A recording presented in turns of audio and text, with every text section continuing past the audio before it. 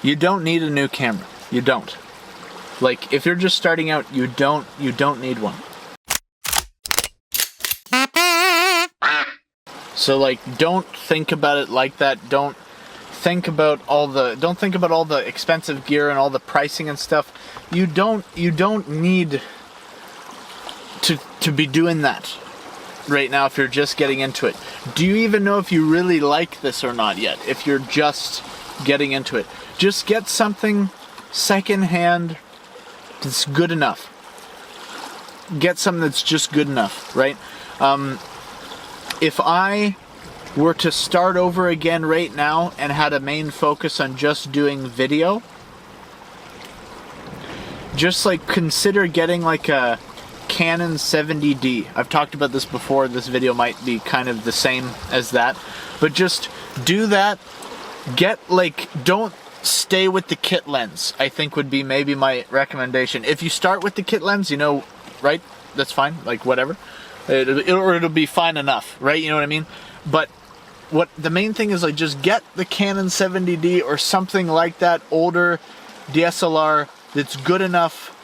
Get a good, sort of good lens that's not just the kit lens, ideally. Like, eventually do that, like whether it's 24 to 105, whether it's like the nifty 50, but keep in mind the crop factor because it's an APS-C sensor, right? But you'll be better in low light with that, but it's going to be really zoomed in because it's 50mm lens plus the crop of the APS-C sensor. Just keep that in mind.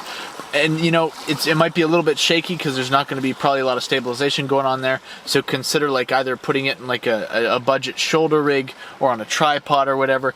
But just start like that, right? Do that, and then over time, if you like it, if things are like, if this is something you're about, that you like doing, then consider upgrading. So to start, just go 70D, a good lens, 24 to 105, or like, if I don't know what this costs, but the Sigma 18 to 35, I don't know how much it costs. It's probably a bit expensive, but that one probably is nice. I can't personally recommend it because I haven't used it, but if I was looking to start over, it would probably be Canon 70D, Sigma 18 to 35, a reasonable, good, small, compact video light.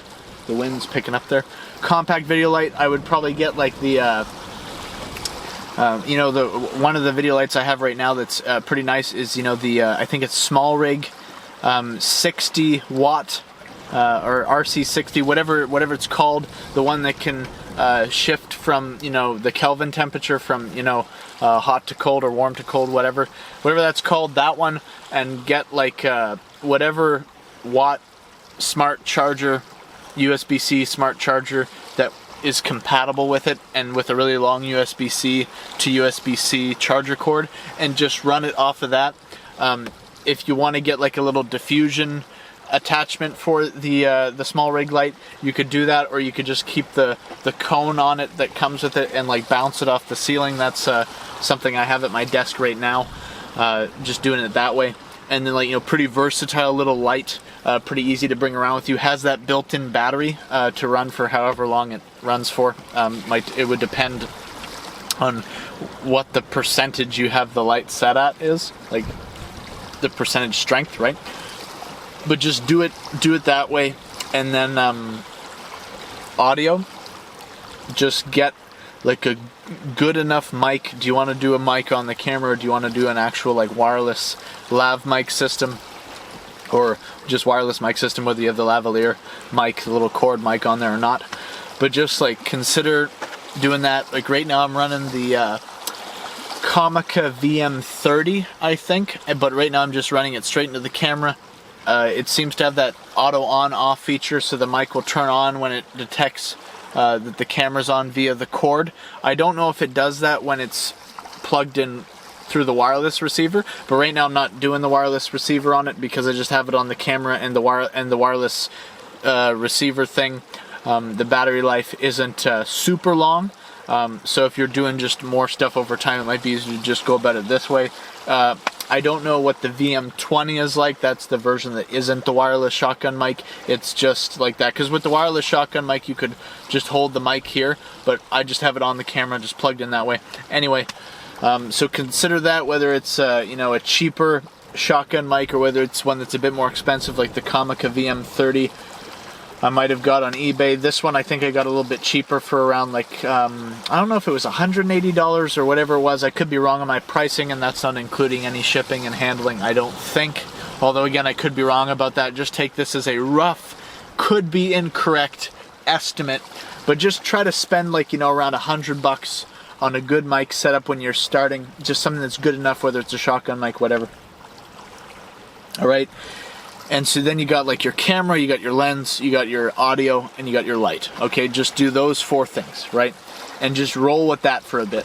Okay, if you like it, and if you want to keep going with this stuff, a tempting offer, or maybe that's not the best way to say it, a good product right now. Again, I haven't used it, but if I was to start over again and kind of start with a bit more of a serious vibe, right?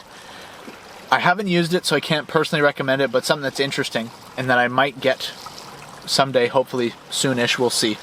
Might depend. But the Canon R50V. Compact little camera, no viewfinder, but if you're just doing video, that might be alright. Because you might not necessarily need a viewfinder. But anyway, R50V looks kind of like an FX30, but it's like more budget, as far as I understand. It can shoot 10-bit, I assume 422. I could be wrong about that, but 10-bit color on some level. Has like, from what I assume, modern Canon dual pixel autofocus. The dynamic range, according to when I typed in the Brave internet browser, the AI summary it gave me, which credit to wherever it got that info from, wherever it came from, credit to those people or those websites or website, whatever. 13.9 stops of dynamic range. I could be wrong about that. So just forget the numbers and the specifics. The dynamic range is probably pretty good for this camera, this little camera. And, you got the RF mount, right? You could adapt lenses. It's a mirrorless camera and everything. And so there's no IBIS, as far as I understand, just, I believe, a electronic image stabilization, which might be, something you're okay with or maybe not. But regardless, just stabilize the camera, add some weight to it via rigging it out or putting on a shoulder rig, whatever you want to do. But small, compact, just good. You hopefully don't have to think a whole lot about it if you want to just run it in automatic settings. It probably has some decent slow-mo options. I think it can shoot at 120 FPS. I'm not sure if it autofocuses in that mode. Probably does, but I can't guarantee it, so don't take my word for it. Look it up for yourself. But Canon R50V, if it's possible to adapt like some older EF lenses on there, and if there's a way to get a focal booster, which there might be, I'm not 100% sure. Focal booster, essentially widening the field of view to try to make it similar or closer to full frame field of view, so then you don't have as much of a crop factor on your lenses. This is like an optional thing. You don't have to consider this adapter. You could just try to get like an electronic adapter that just allows you to just put the EF lenses on there, but there's no change to the amount of crop or not. And also, if you put the focal booster on there, I'm pretty sure you gain a stop of light, so that might be worth looking into if that's something you want to do.